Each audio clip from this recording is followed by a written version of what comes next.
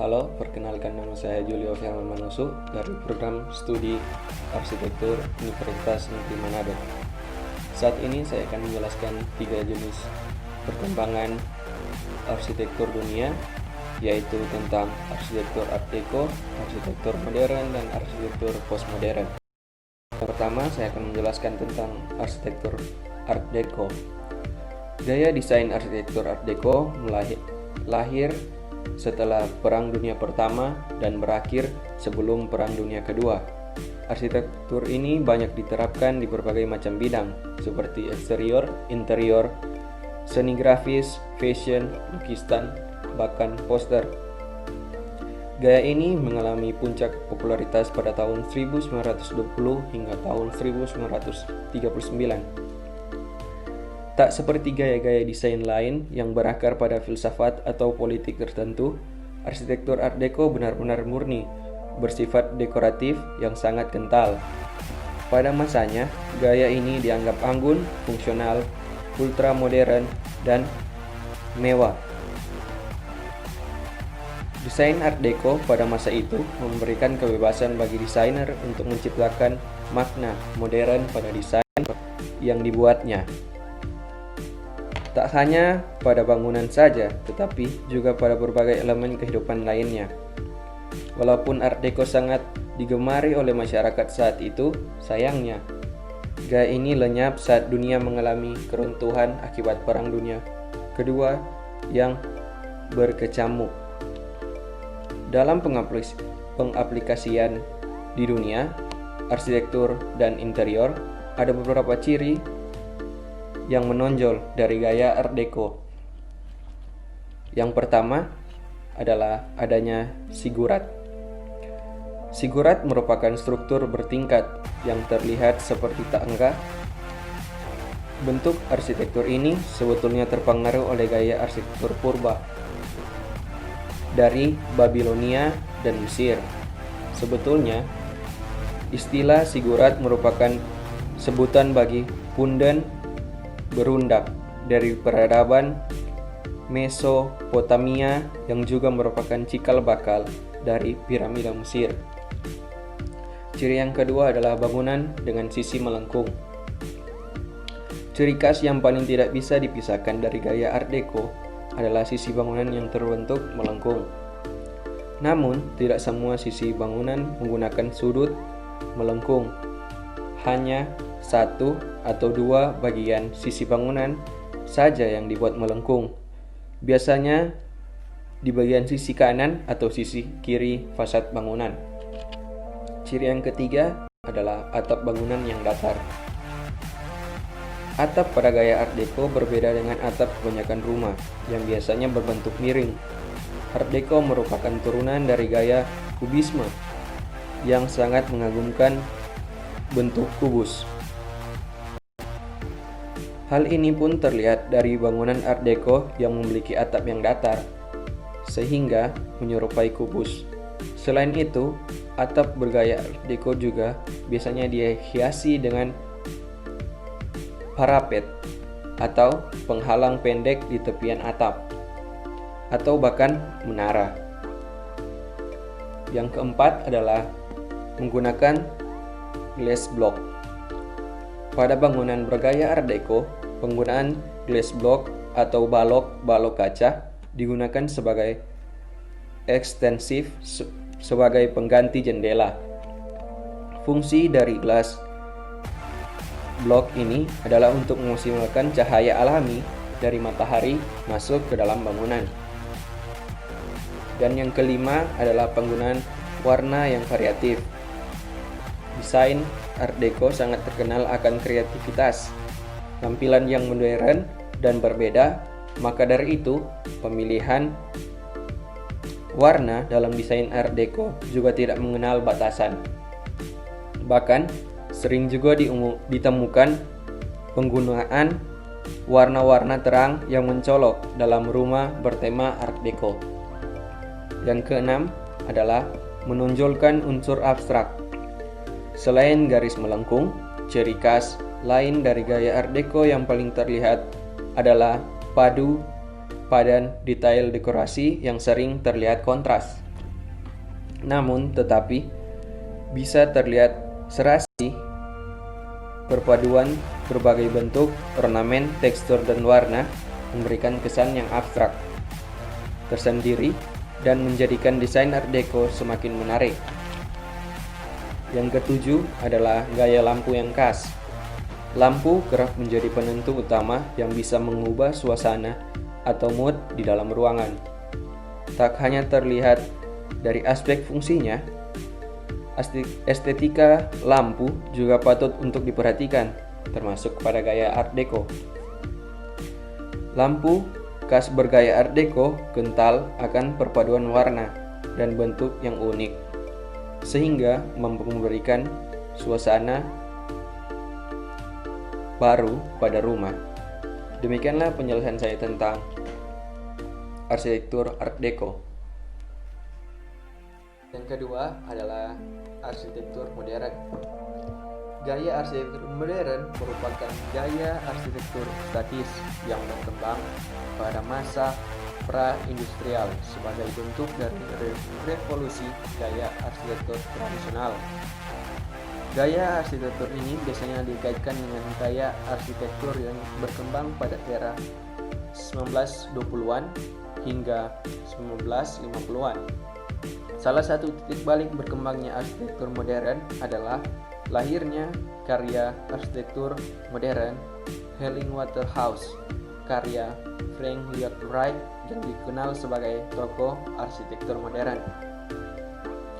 Banyak juga yang mengatakan bahwa pengaruh utama dari perkembangan arsitektur modern di pertengahan abad ke-20 adalah berkembangnya industri penerbangan dan juga perjalanan luar angkasa pada saat itu.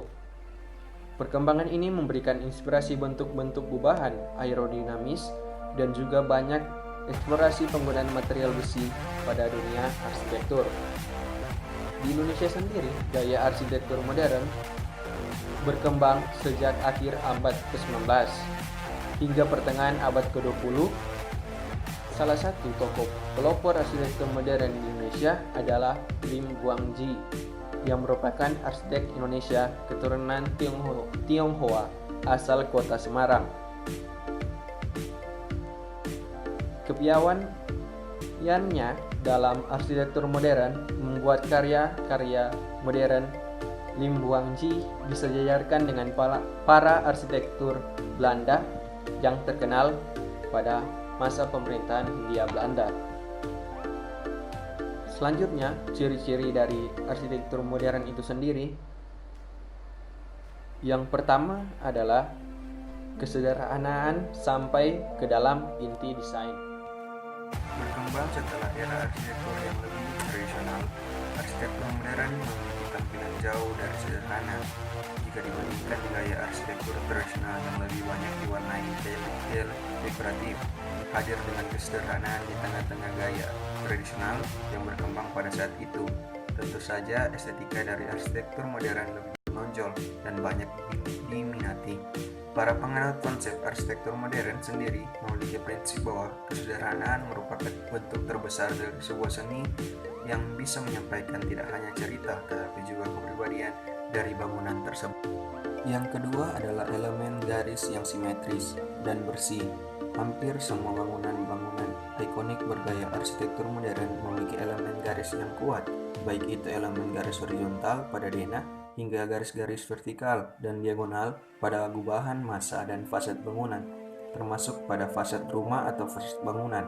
Garis-garis bergelombang lengkung atau garis-garis asimetrik akan sangat jarang kamu temukan pada bangunan-bangunan bergaya arsitektur modern. Yang ketiga adalah prinsip less is more.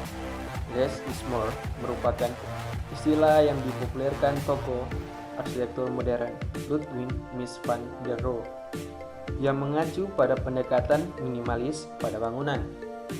Tidak ada penggunaan ornamen atau elemen bangunan lain yang berlebihan.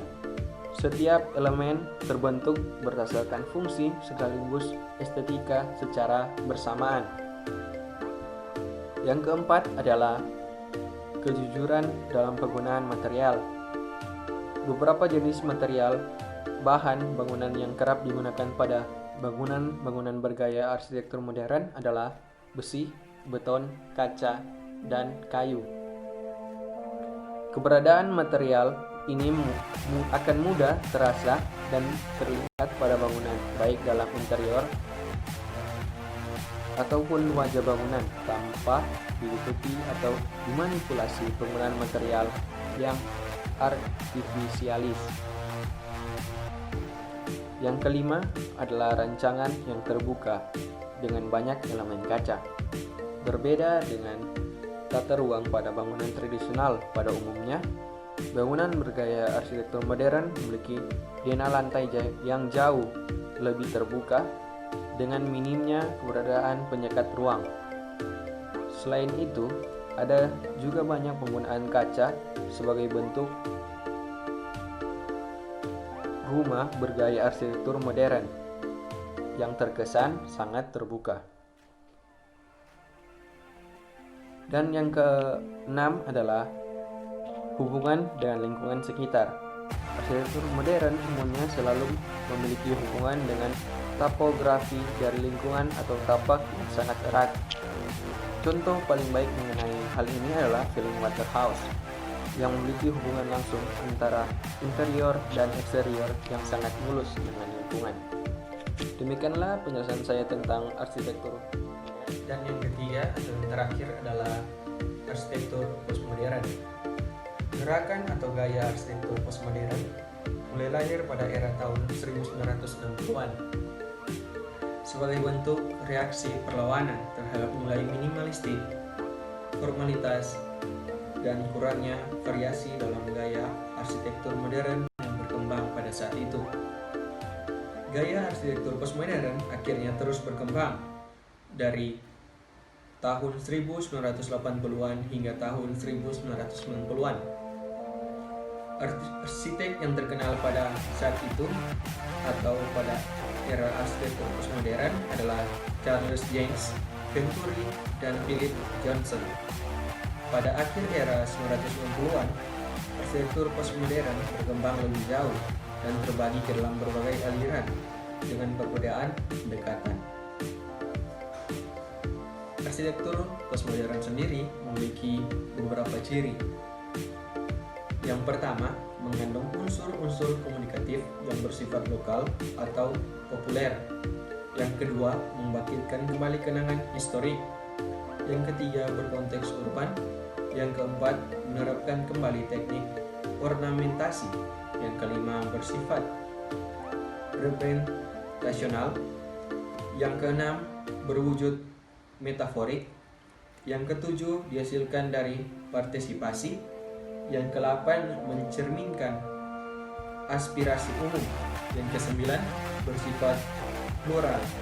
Yang ke-10, bersifat eklektik. Untuk dapat dikategorikan sebagai arsitektur postmodern, tidak harus memenuhi semua ciri yang disebutkan tadi.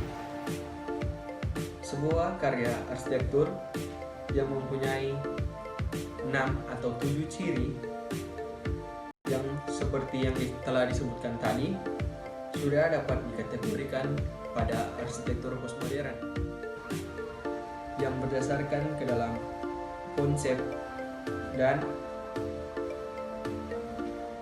reaksi terhadap lingkungannya. Pengelompokan arsitektur postmodern menjadi 6 aliran. Aliran yang pertama adalah historicism, pemakaian elemen-elemen klasik pada bangunan yang digabungkan dengan pola-pola modern.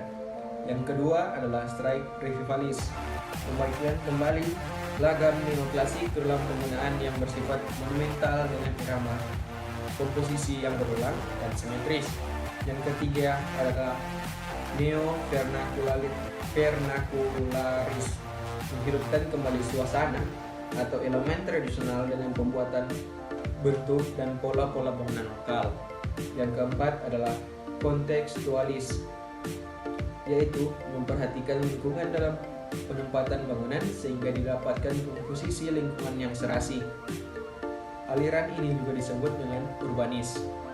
Yang kelima adalah metafor dan metafisikal, mengekspresikan secara eksplisit dan implisit ungkapan metafora dan metafisika ke dalam bentuk bangunan. Dan yang keenam adalah postmodern space, memperlihatkan pembentukan ruang dengan mengkomposisikan komponen bangunan itu sendiri. Arsitektur postmodern mempunyai dua muka yang berbeda, masing-masing mempunyai arti. Ia mewakili dua kutub yang berbeda, kaum populis dan elitis, Rumani dan modern mix, yang mempunyai dua bahasa yang berbeda-beda dan masing-masing berbicara mengenai soal yang berbeda pula. Melalui unsur komunikasi dalam arsitektur postmodern, arsitek menjadi lebih dekat dengan konteks geografis dan budaya setempat, sehingga masyarakat tidak merasa asing dengan lingkungan binaannya sendiri. Demikianlah hasil dari penjelasan saya tentang 3 jenis perkembangan arsitektur dunia.